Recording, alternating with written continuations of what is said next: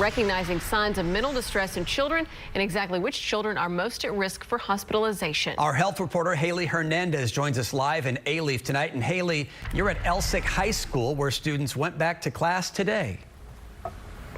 That's right. And so that's why I'm here today, because those doctors were saying that infants, meaning babies under 1, and teenagers, like the ones here attending Elsik High School, are the most at risk for COVID complications. No child is immune, of course, but they say that as school goes back in session today, the parents and families of these students need to be wearing masks, although they are optional here at Alief ISD.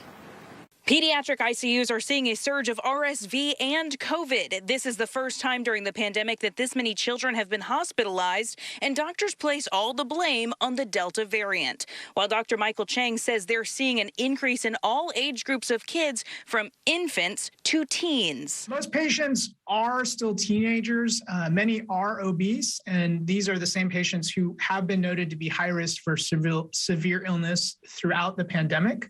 However, we are also seeing an increase in previously healthy children that are preteen or younger also being hospitalized for severe COVID illness. He predicts in 4 to 6 weeks we'll see another surge of MIS-C, the inflammatory response in children. The solution? Epidemiologist Caitlin Jetelina says in order to get control of the virus, the transmission has to be controlled at schools. She studied these states and found whether or not they maintained distance from classmates, masks worked. And she even goes as far as to recommend these types. The best type of mask is an N95. The next would be a double mask, so a cloth over surgical.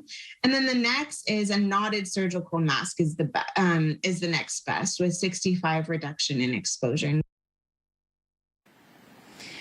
So those doctors say that we are basically seeing just the beginning of the impact of COVID in kids, pointing out that we don't yet know the prevalence of any long-term effects of COVID in our children.